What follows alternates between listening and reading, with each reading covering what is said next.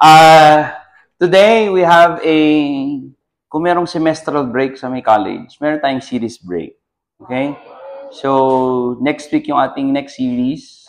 So, we have a very interesting topic today. So, nasa series ko siya ng love movement.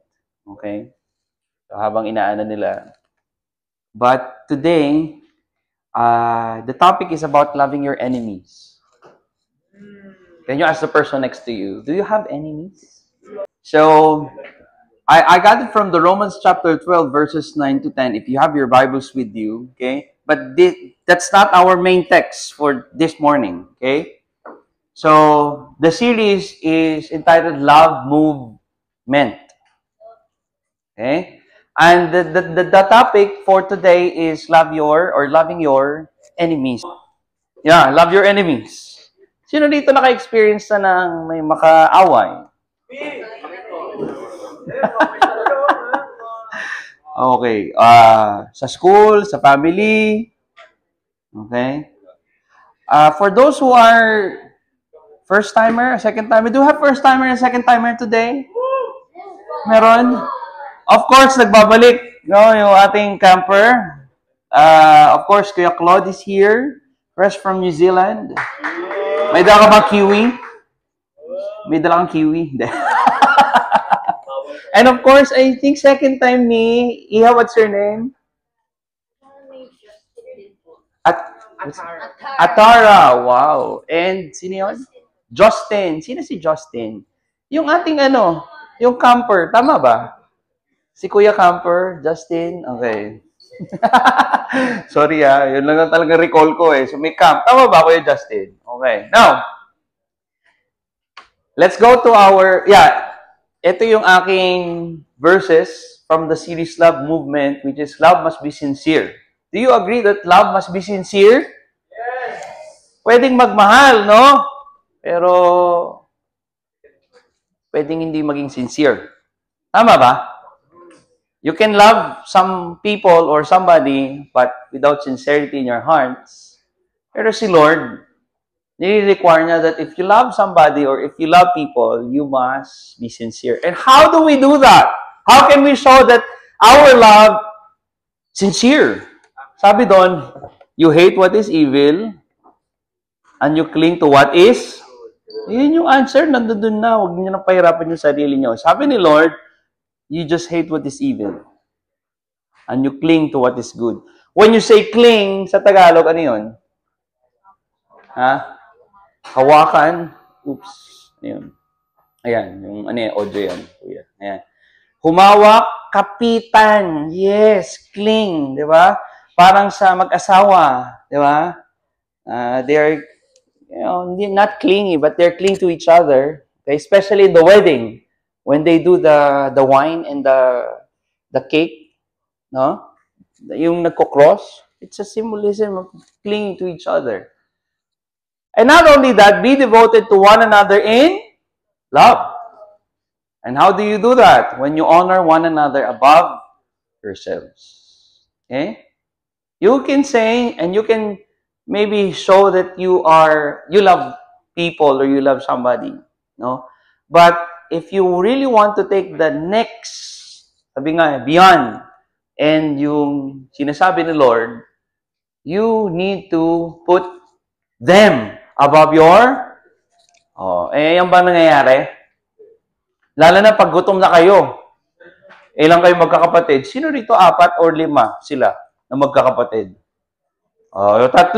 More than siguro 2. Kapag 2 siguro okay pa yun eh. Pero pag 3 na, ayan, tapos 4, 5, doon natitest talaga if you're gonna put them above yourself. Yung kapag gutom na kayo, Ma, Pa, Dad, andyan na ba? Hindi pa, 5 minutes, no? Gutom na, no?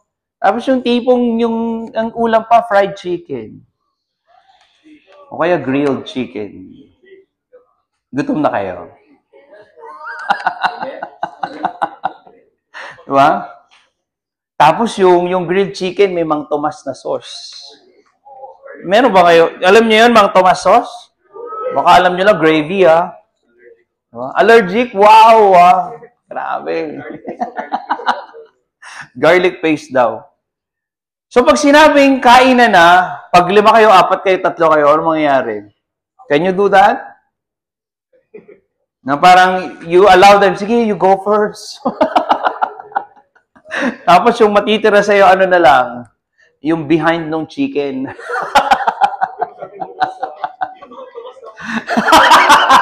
Yung mangtuwas daw. Okay? Oh. Di ba? Mga boys talaga, pag pagkain, ano? Talaga naman. So, love in action. Now, let's go to our topic. But before that, let's have a reflection. If you have only a day to live, let's say, for example, sinabihan kayo ng doctor or sinabi ni God, Chaviva. Sino ba si Chaviva? Si Chaviva, yan. Meron ka na lang isang araw to live. And you were given the opportunity, God forbid, ano lang yan, sample lang. You have the opportunity to speak to all the people that you know. Okay? Now, here's the question. Would you speak to those who have hurt you the most? Oh, Pastor. Sinaktan ako niyan eh. Andi dito ba? Hindi. Di ba? What will you say to them? Hindi lang si Chaviva. Kayo, no? Let's say, for example, one day na lang. Meron kayo. And then you have the opportunity to speak to those people who have hurt you the most. Inagawan ako nito nung elementary kami or nung high school kami. Yung crush ko. Di ba? Yung crush ko na ice. Crush pala na ano. Iba pala yung spelling nung crush. What will you say to them? Or right now, meron bang other people who have hurt you? Who caused you pain? Amen daw, sabi ni Andre. What will you say to them, Dre? If you have a day to live. Reflection lang yan, no? Now, our topic for today is love your enemies. Why this topic is very, very important, especially to the young generation like you. Okay? That's why, sabi ko, Lord, let's have a series break, Lord, before we take another series. Isang topic lang. And what is the topic? And then God led me to this passage. Love your enemies. Why is it important for us, youth, to know this topic? And not just only know. It's different knowing and applying.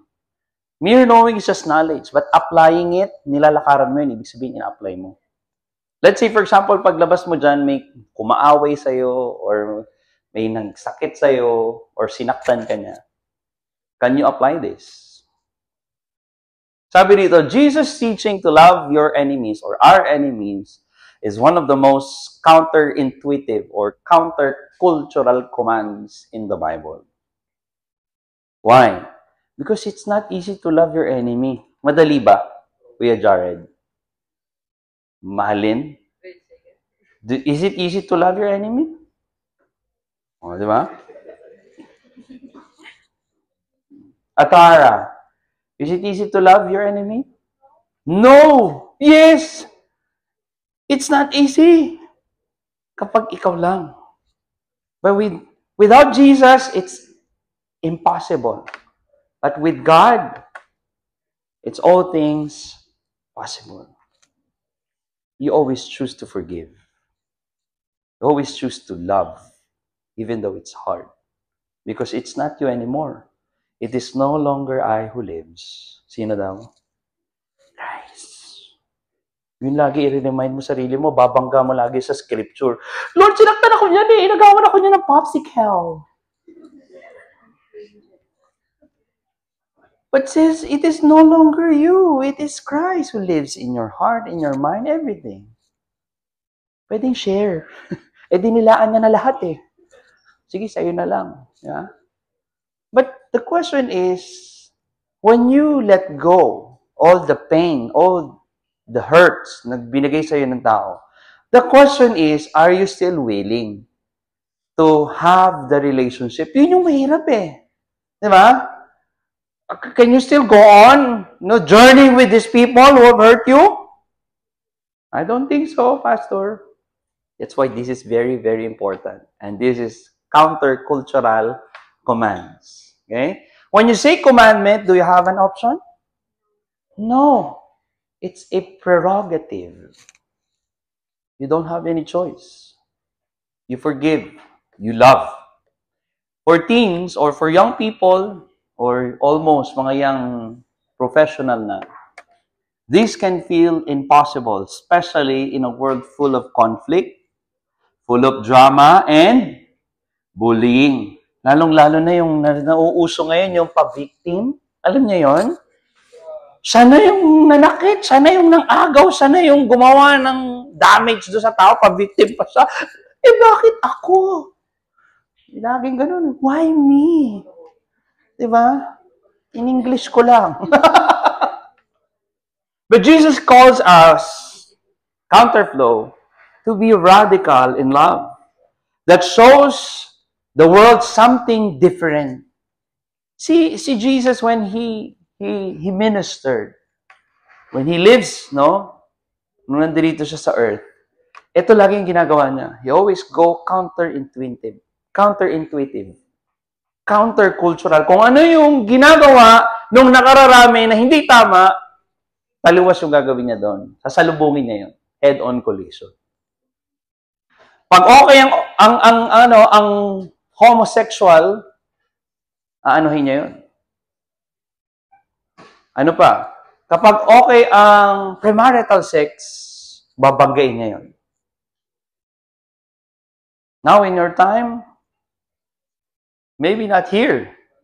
I don't know. Maybe somewhere. Very rampant ang premarital sex. So, what would Jesus do kung nandito siya ngayon sa time ninyo? Counterintuitive. This lesson helps you, okay, to wrestle. What do you mean by wrestle in Tagalog? Huh? Yes, sa Tagalog. Labanan! Labanan mo, magpapambuno kayo. Yung parang alam mo yung yung sa mga lalaki, ewan ko kung yung babae, ginagawa niya yun. Oh, there. You wrestle. You wrestle. Okay?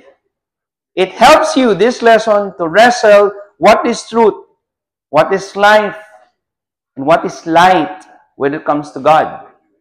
With that command, we will learn how to live it out. We will learn how to apply. Okay? Young people, listen. The real test of our love for God is how we treat the people right in front of us. Kung hindi man nasa may harapan mo, yung nasa gilid mo. Nasa likod mo. Our family members, our fellow believers here in Counterflow, we cannot truly love God while neglecting those people. We're saying that, I love you. Sabihin mo nga sa may katabi mo, I love you. Gumanon lang yun. Bakit kayo nahihirapan? O, di ba? Tama yung question kanina. Is it easy to love? O. Sige, sabihin mo sa uli, same-sex din, ha? Di ba? Although awkward naman, same-sex, I love you. Pero if you will take this, doon sa may lens, sa truth ng salita ng Lord, kasi umiiral lagi sa atin yung mali siya, yung mundo same-sex pareho kami lalaki. So what? You're brothers in Christ, right? Yes. You're sisters in Christ, right? Yes. O bakit awkward? Sabihin mo ulit, I love you with the love of the Lord. I love you, Oh.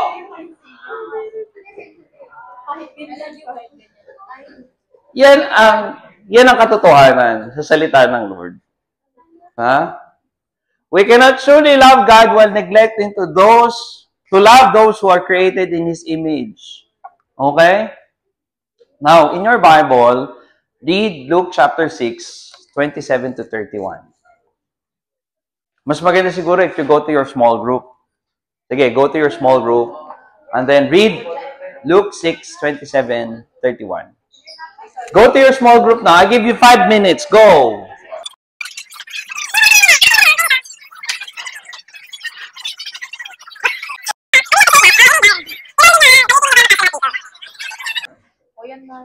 Okay? Ayan. Luke 6, chapter 27 to 31. Okay? And the questions are, yan, nakikita nyo dyan. You discuss it with your group mates, your small group, and of course, all of you will share. Huh? After you read Luke 6, 27 to 31. Chapter 6 of Luke, 27 to 31. Help you. God's word will help you to forgive. And Jesus is asking us to love the unlovable. This kind of love, we're talking about love. This is not the kind of love katulad nung sa friend or phileo. This is the highest form of love. Because in Greek, there's a lot of kinds of love. What we're talking about is agape. You know that, and I can hear it from different groups. You know, we're talking about agape. That's the love come from God, okay? Divine. It's selfless. That's why it's like a grace. Even though that you don't deserve, no, God gave it to you. That's grace. We're talking about love. Loving the unlovable. It doesn't mean letting people walk all over you. Hindi parang, anong tawag dito sa Tagalog? Parang martir ka. No? Once is enough. Okay? Patawarin mo, i-let go mo. Pero pag yun pa rin ang ginagawa sa'yo, well, God gave you the wisdom. Okay? Huwag mo naman hayaan tapak-tapakan ka. Si Lord, may mga tao sa kanya nagpe-persecute. So, nung time na hindi pa rin nagbabago yung mga tao na to, no, He just passed by. Diba? Kasi, sabi nga ni Lord, don't throw pearls to the pigs. You know why? The pig will not eat the pearls. Tatapak-tapakan niya lang yun. No, ano ibig sabihin yun? That's idiomatic, no? Don't give these people, kapag it's not hard, if it's hard for them to accept you, especially when you're sharing the Word of God, if it's really hard for them to accept who you are as a Christ, as a follower of Christ, kasi mga ganun when you go to the world, and they will find that, you are a follower of Jesus Christ. Oh, that's why you are, you're different. And when you ask them, why do you mean different? You're baduy. You're, have you experienced that? O yung mga nag-college dyan, di ba? You're a follower of Jesus Christ, yung ganun-ganon. Yung race ng hand, tapos umiiyak. Ew. Ganun sila, how they view. The world view, okay? Especially to those followers of Jesus Christ like us. In your time today, it's baduy. Okay? But here, it means you choose grace instead of revenge. Instead na magalit ka, instead na parang pag-pray mo sila na, Lord, parusahan mo sila. No. Sabi ni Lord, vengeance is mine, says the Lord. So Jesus modeled love by forgiving even while on the cross. Remember when He is hanging on the cross there 2,000 years ago? Sino yung nag-mock sa Kanya? Marami yung mga soldiers, di ba? If you're God, you come down here. Di ba? Pakita mo sa amin that you are God. Yung isang thief, di ba sinabi? Sinabi? If you are God, di ba, ligtas mo yung sarili mo at iligtas mo rin kami. He is mocking God. Di ba? Pero, anong ginawa ni Lord? Yun ba ay pagpapakita that He is a coward, that He is not a real deity or real God? No! He modeled the love that comes from Him. He modeled the right way to love. Not the love comes from the world. Kasi yung love sa world, hindi siya selfless. Meron siyang condition. Love me kapag marami kang pang-load. Love me pag marami kang pambili ng Chanel. Love me kapag ibibigay mo sa akin yung virginity mo. Ganun ang mundo. Ganun ang love sa mundo. I'm gonna love you kapag marami ka lang pera. I'm gonna love you if you're famous. Pero kay Lord, no. Hindi ganun yung minodel niya. I will love you because I love you. Period. No condition. Kahit matigas ang ulo mo, kahit paulit-ulit kang nagdi-disobey, I still love you. So the question is, can you do that? Sa kapatid mo. Kahit ang tigas-tigas ng ulo, lagi kang inaaway. I still love you. Really?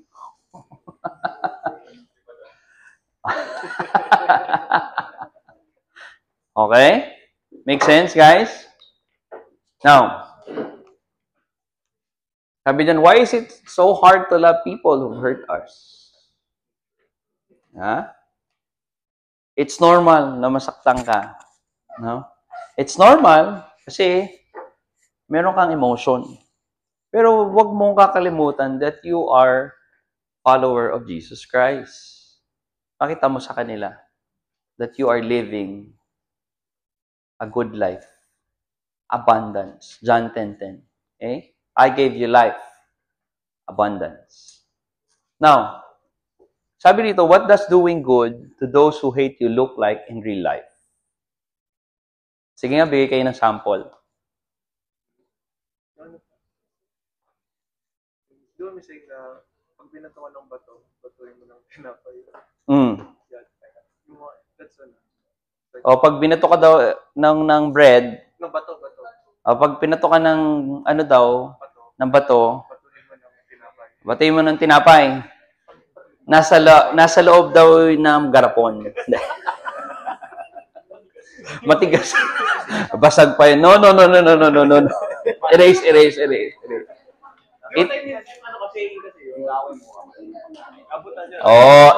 Instead, you will take even or make even, take the higher moral ground. That's yun yung pinopoint ni Andre. No? Yes. Oh, wow. Anong, that specific, anong klaseng, paanong sinaktan? Okay. Hey, why did you do that to me? Okay. Sabi ko, kasi... So, una, ang ano niyan, si Kurt talaga ang nakasakit sa'yo.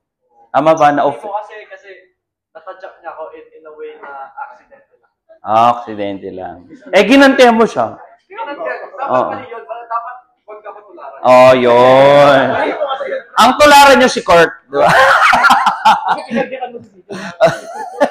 Pero kasi, aksidente nga lang di ba? Okay? Now, ang question ngayon, is there someone you need to forgive or you pray right now? So, huwag niyo muna yan, mamaya. Let's go to Luke chapter 6:32. Wala na tayong time, 36. Sabi dyan, be merciful just as your Father is merciful. I'm gonna explain this, no? Now, why we need to be merciful? It's easy to love people who love you. Tama ba?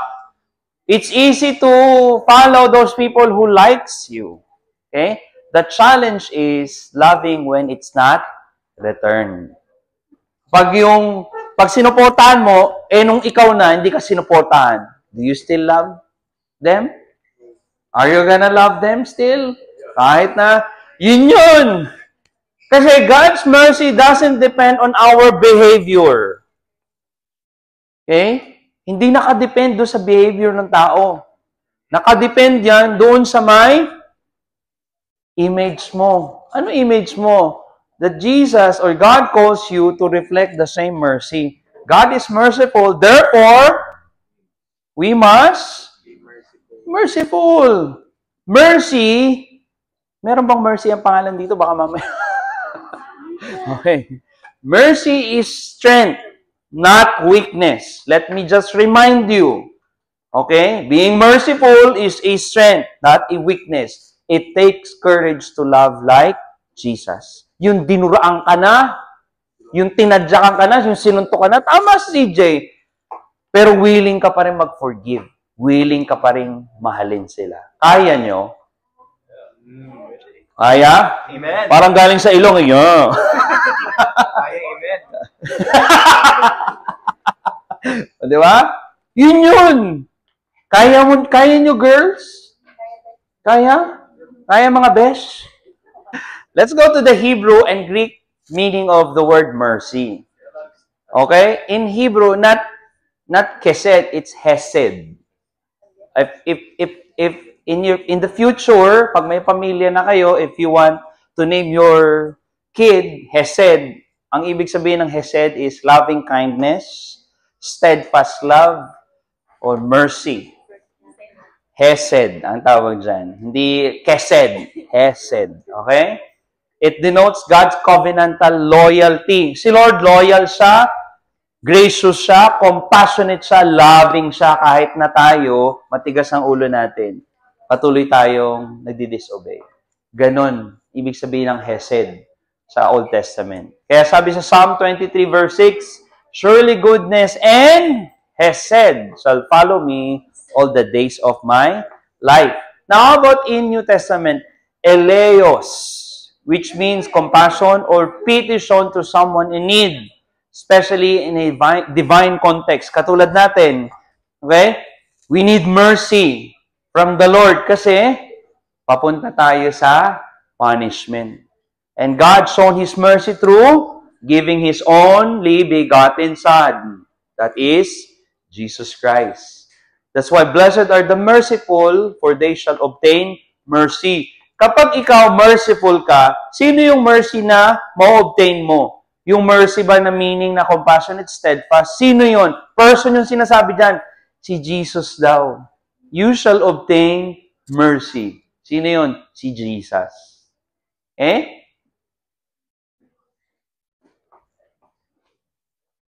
Now, here's a discussion question. How is mercy different from just ignoring hurt? Let's say, for example, sinaktan ka. Paano mo mapapakita yung mercy versus dun sa you're just ignoring the hurt? Kasi may mga tao na parang sinaktan sila, di ba?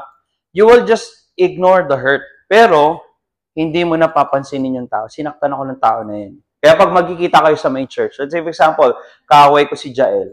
Di ba? So, magkita kami sa church. Oops. Sinaktan niya ako para, okay lang, I'll just ignore the hurt. Pero wala yung pagiging merciful ko kay Jael. Kung merciful ka talaga, you will not only ignore the hurt, but you will go to the person, Jael, ano ba talaga problema mo? Taray mo eh. Hindi, kakausapin mo, Jael, I'm sorry if I offended you, di ba? O if kung na-offend mo ko, alam mo na-offend mo ko eh. Diba? Sorry pa. O yun, no, di ba? Sorry rin, o di ba? And then of course, tutuloy mo yun. Gagawin mo yun, hindi lang doon sa mga taong mahal mo, kundi doon sa mga mahirap mahalin. Kaya nyo? What's one way you can show mercy this week? Challenge yan, ha? Assignment nyo yan. How can God help you love people who are hard to love? And lastly, love must be sincere. Ito yung sinabi natin kanina. Okay? So, love must be sincere. Hate what is evil, cling to what is good. Be devoted and honor one another above yourselves. Now, okay, let's do it. Si Ate Hosea magbibigay sa bawat small group ng paper. Now, each student or each of you will write one loving action. Okay, you can take towards someone hard to love. Hindi nyo kailangan pangalanan. Okay? Yung sarili ninyo, yung paper. Huwag nyo pangalanan. It's okay. No? Okay? Pangalanan nyo yun, yung tao. Pero, yung sumulat, kahit di nyo lagay yung pangalan, it's okay. Okay? Anonymous. Place all the hearts. Hearts dapat kasi yan, pero square yata, no? In a jar. So, walang jar. Meron ba tayong paper bag? Kuya Jello, yan. Ha? Walang makakabasa niyan kasi ang gagawin natin ay after nating i-pray, susunugin natin yan. Yes! Pero hindi dito, Ko talaga. Now, after you write the name or the person, place it in the jar. Pero before you place it there, pag-pray nyo, and we will, after nyo ipag-pray, mamaya ipag-pray natin yan. Susunugin natin yan. Okay? Hindi dito. Now, I'm gonna challenge everyone to complete your act of love this coming week. Okay? So, hindi mo lang sa sinulat at hindi lang natin siya susunugin, dapat gawin mo. Okay? And consider yourself dismissed. Okay? Ba't kinuha mo yung jar?